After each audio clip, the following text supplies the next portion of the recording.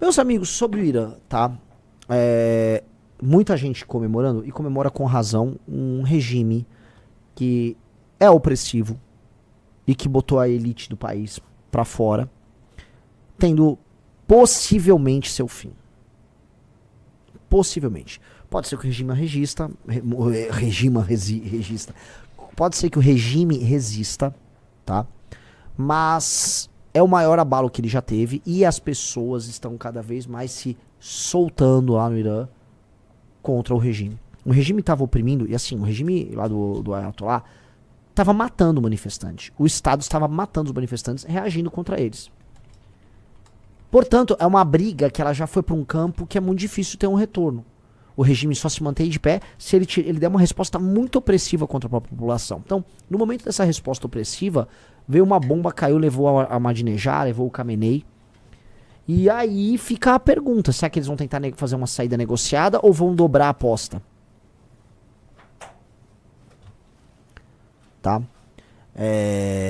Eu acho, e eu creio, que seria, dependendo das formulações, muito bom pro mundo esse destravar do potencial iraniano. Vamos lá. O Irã é herdeiro da velha Pérsia, né? Mas por que é Irã e por que é Pérsia? Porque o Irã é feito de vários povos que não só persas, tá? O Irã, né, no fundo, quer dizer, a terra dos Ária, né? O Ária eram os povos indo-iranianos, que é um fundo indo-ariano, vamos botar aí, que habitavam o platô iraniano. E haviam vários deles. Os medos eram um, os persas eram outros. Mas existiam muitas outras tribos ali, que não só os medos e os persas, que habitavam esse platô. Tá?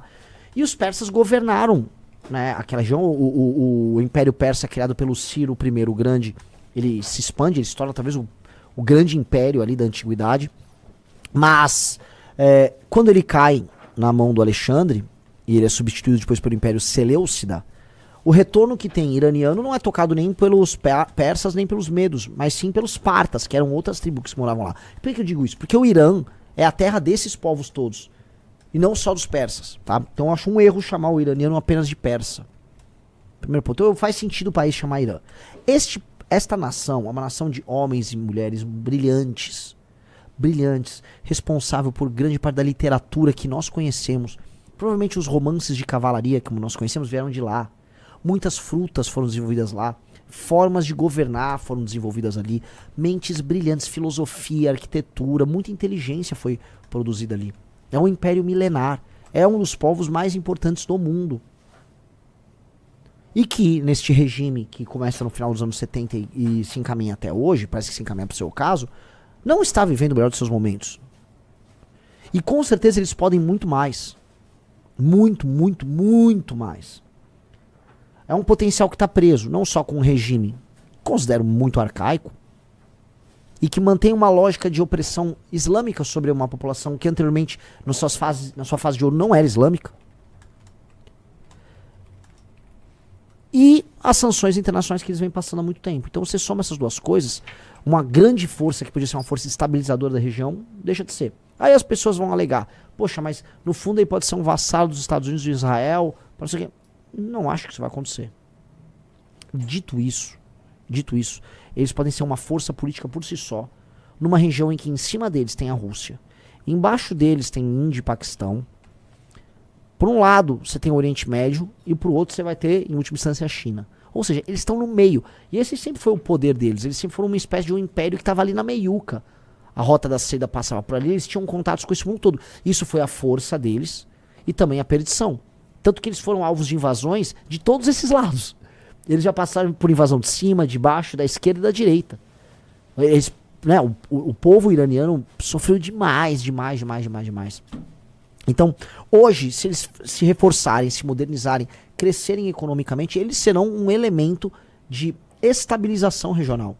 Para a Rússia, para o Oriente Médio, para o Paquistão. Acho sensacional. Eu não nego que eu sou um entusiasta de uma recuperação desse povo, tá? E aí, vamos ver. Agora, deixemos de lado esse elemento, que é um elemento de vontades pessoais.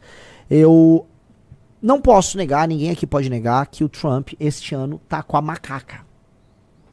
O Trump, ele basicamente deu fim ao regime do Maduro e pode ser que dê fim ao regime do Ayatollah. Aí falar que o Irã, desculpa, falar que o Trump é um governante fraco e sem consequência é um exagero.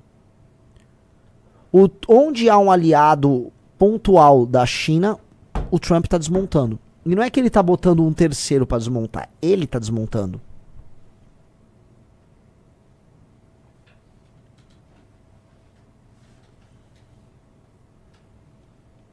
Ele está desmontando. Ele destruiu, na prática, um regime que, eu volto a colocar aqui, muito complicado, que é o da Venezuela. E o Irã, muita gente falou, o Irã. E aí? Qual foi a resposta? Tacar uns mísseis aí nos vizinhos? Um cara falou, ele não deu fim ao regime do Maduro. Meus amigos, o regime do Maduro tem que ser desmontado. Agora saibam, o regime do Maduro acabou. É outra coisa que vai surgir. Não surgiu ainda. Há muitas dúvidas do que vai surgir, mas não é mais o regime do Maduro. Tá? Então, o Trump tem que ser entendido como um presidente que vem tendo consequências. E por enquanto, né, a China não apresentou uma resposta como reação, como essa potência ascendente. Às vezes a China está focada nessa construção de longuíssimo prazo desse sistema de relações que ela tem na África, no tal do Sul Global, mas na hora que o bicho aperta, a China não faz frente aos Estados Unidos.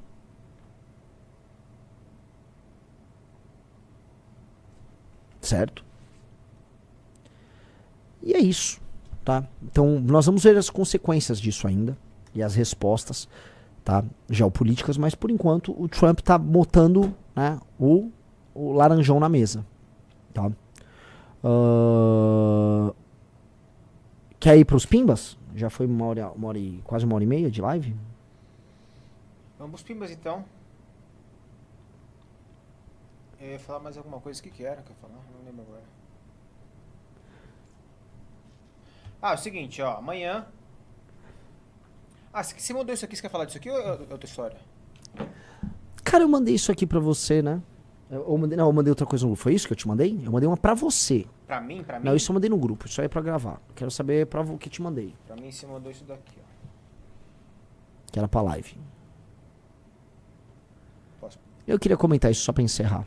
Nossa, Quando a gente fala que tem quase uma psyop sendo tocada pra que o mundo venha pro Brasil se favelizar e curtir cultura de favela e validar através do gringo a cultura de favela, eu não tô brincando. Dá um pausa.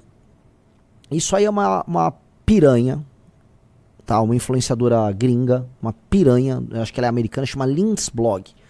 E ela basicamente fica promovendo a cultura de favela como se não houvesse amanhã. Há um turismo gringo, dado muito por influenciadores gringos que vêm ficar, vamos dizer, trazendo essa cultura de favela, que estão aqui, ai que legal, favela. E aí eles estão validando internacionalmente essa merda. E aí eu queria mostrar, porque essa aí é basicamente mais uma daquelas gringas que vem aqui no Brasil. Ah, olha só, tô aqui vestida de Brasil. Como o brasileiro é carente por atenção, desesperado por atenção. Aí vai nisso, ó, dá o play aí.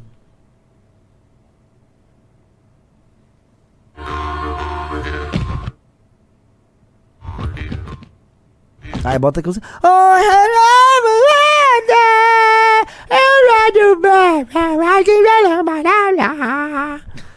Já viu essa música?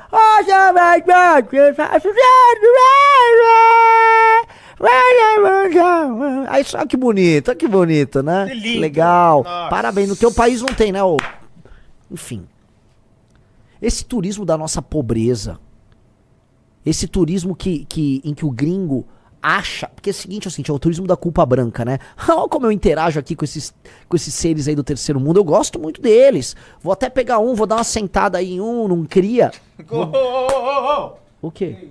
Que isso? Vou fazer sexo com um cria, né? Que